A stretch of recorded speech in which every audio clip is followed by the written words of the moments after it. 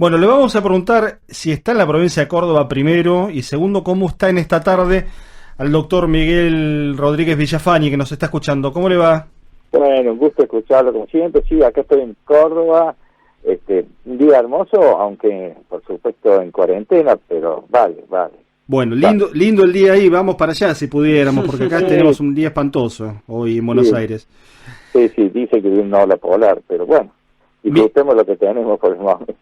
Miguel Rodríguez Villafañe fue juez federal en Córdoba entre los años 84 y 90, fue un juez federal muy joven, asumió con 32 años y desde hace muchos años tiene una mirada muy interesante sobre la vinculación entre justicia, conoce mucho por supuesto la justicia y medios de comunicación. Y hoy hay un tema interesante y usted tiene un artículo que vale la pena leer, después vamos a compartirlo también en nuestras redes, a propósito de la complicidad informativa y la responsabilidad social en torno al caso Vicentín.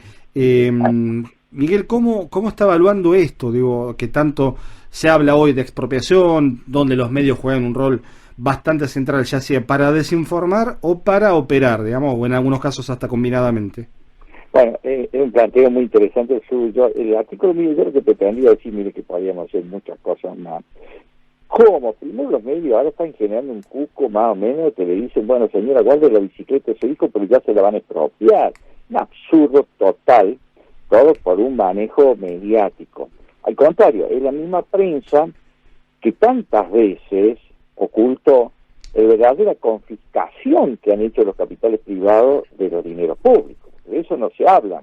Yo refresco en este caso, por ejemplo, lo que pasó en el año 1982, cuando el Banco Central, por una circular, y cuento uno de los casos, no todos, porque ha habido muchos más, hizo que nosotros nos hiciéramos cargo de la deuda de los privados que tenían en el exterior. Y nosotros tuvimos que hacer cargo de 17.206 millones de dólares, que pasaron a ser deuda externa y que todavía es parte de la deuda externa que estamos pagando por todo el refinanciamiento, nuevos intereses, etcétera.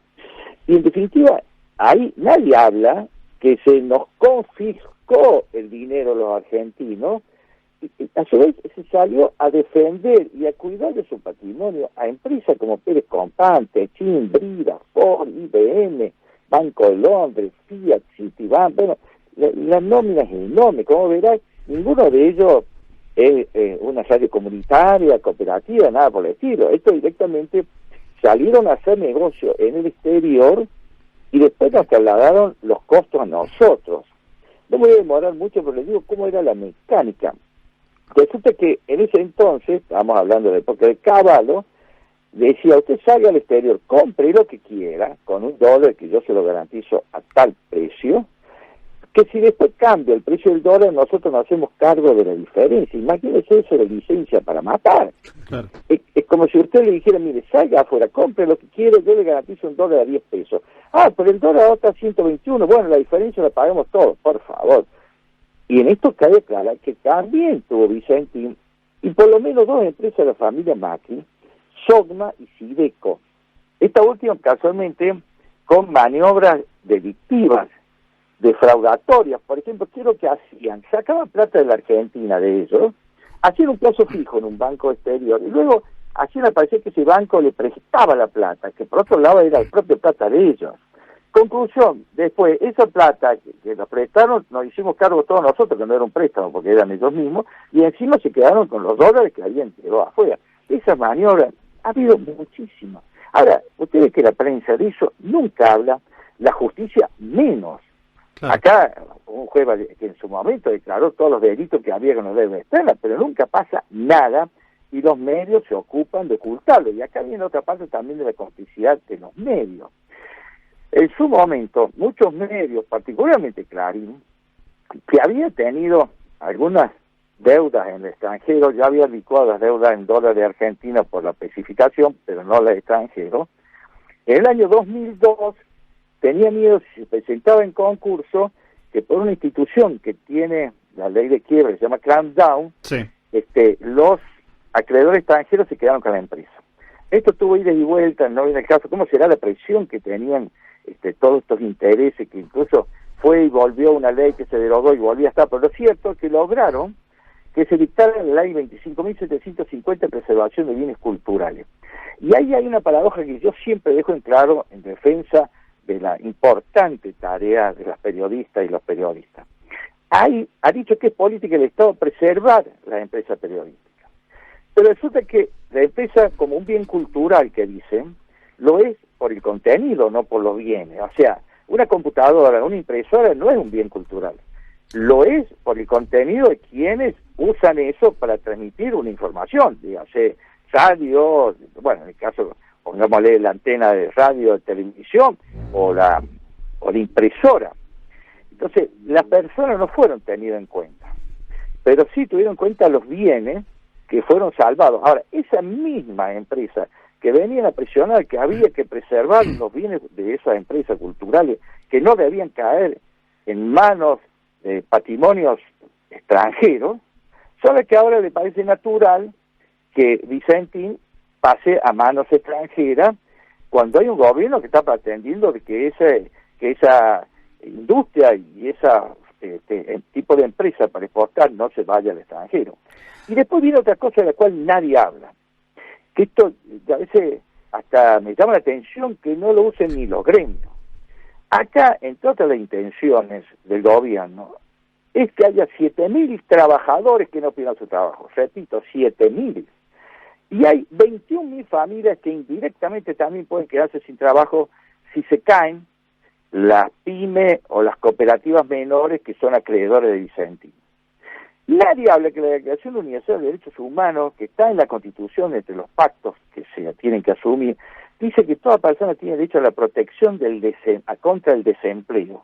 Ahora resulta que el presidente Alberto Fernández está defendiendo eso y dice que su acción era inconstitucional, mientras nadie dijo nada cuando había un desempleo por goteo todos los días de parte del gobierno de Mauricio Macri, que 100 personas de un lado, 400 de otro, 40 de otro.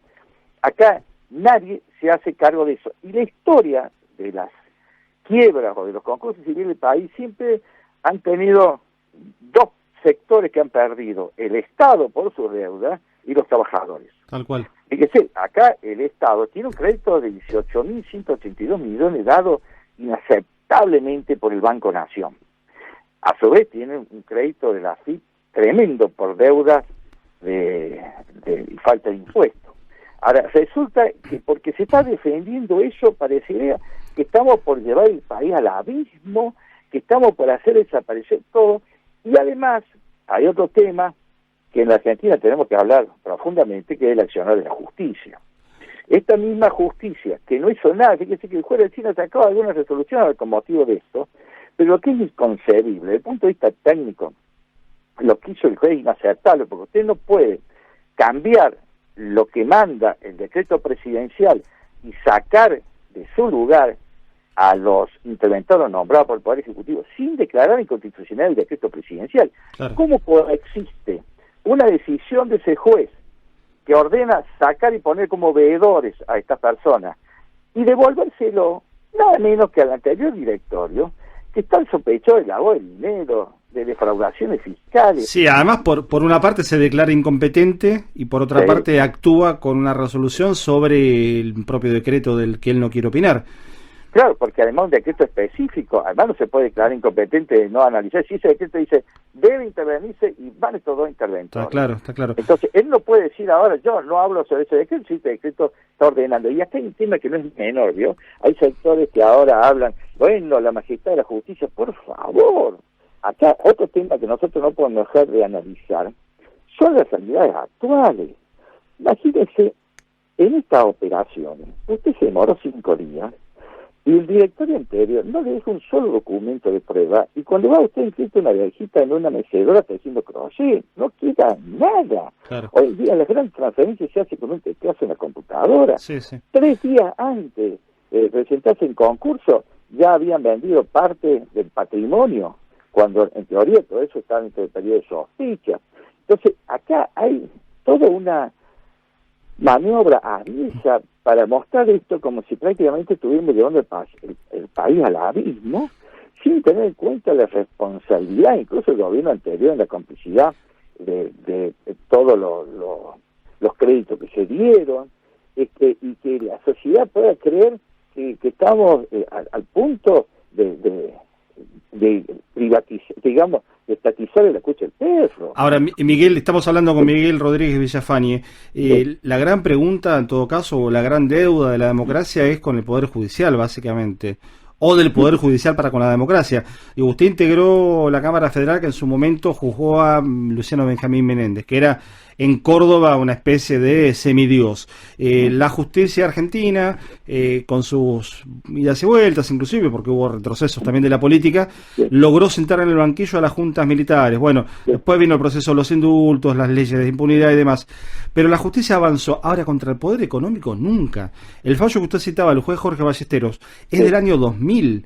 Pasaron 20 años, va a cumplir mayoría de edad de eso. Cosas, imagínese. Claro. Yo voté la incondicionalidad del grupo general Menéndez y renuncié como juez, porque digo, ¿con qué autoridad yo a cualquier persona lo meto un día de cárcel si una persona de naturaleza de Menéndez, genocida, esté libre e impune? Cuando yo vi que el sistema todo, el Poder Judicial, convalidó eso, digo, ¿qué tengo que hacer acá? Directamente. Bueno, acá hay que volver a reconstruir el Poder Judicial. Es largo el tema y ojalá podamos después hablar cuando ya haya el proyecto concreto. Sí, es interesante volver a... Por eso se lo saco específicamente, porque se habla mucho también en estos tiempos. Alberto Fernández habló de la reforma de la justicia en su discurso del 1 de marzo, que parece ya lejano en el tiempo, pero es un tema estratégico para nosotros. Pero ya, tan estratégico. Le doy el ejemplo para que vea, porque si no parece que estuviéramos hablando de abstracción y mucha gente que escucha piensa que es una cuestión muy técnica. Cuando Ramos Padilla encaró con valentía, uno de los pocos jueces que uno está viendo que está haciendo cosas que importa que se analicen para el país, la causa fue un auto de la Corte para sacarle fotocopia para la apelación, porque no tenía fotocopiadora. El juez de Dolores no tenía fotocopiadora. Es decir, a partir de ese momento, es que, bueno, le dieron unos empleados, unos secretarios. Acá, dése cuenta, estas causas, se lo hice, fíjese, yo como juez investigué el vaciamiento de INE, Industria Mecánica del Estado en Córdoba, que era la que producía el retrojero diésel. Sí. Yo tomé algunas medidas estratégicas que me permitieron avanzar. Fueron que me tiraron toda la infraestructura y me sacaron la causa. Pero también es cierto que acá hay que apoyar, digamos, un poder judicial serio. No digo a estos poderes judiciales que son de menor cuantía. Porque resulta que nos encontramos con que estas empresas que manejan tanto dinero contratan 3, 4, 5 estudios jurídicos en Buenos Aires. A mí me presentaban un escrito de 200 páginas cada 3 días con por lo menos 3 cuerpos de documentación. Dígame, ¿cómo hace un juez que por otro lado tiene que llevar adelante todas las otras causas, que en el mejor caso tiene una ordenanza que le trae un café lavado para penetrar en esto? Todo el sistema jurídico es para que no pase nada, máximo en estos casos. Por eso es que acá el tema es la voluntad política que tiene el gobierno. Señor, mire, acá vamos a preservar documentación primero que nada, porque acá en esta situación 3 días con que dejemos que ellos se metan, desaparecen documentación. Acá hay que preservar capital. Entonces yo no puedo entender que sectores que en realidad van a ser las primeras víctimas de esto, están pretendiendo procesos que indudablemente no sabemos cuándo van a terminar. Yo quisiera, digamos, que nos pusiéramos a ver todos los procesos que ha habido de quiebra, el tiempo que demora, los costos que significa, y a su vez, por otro lado, que los primeros partidosos es el Estado y la clase trabajadora.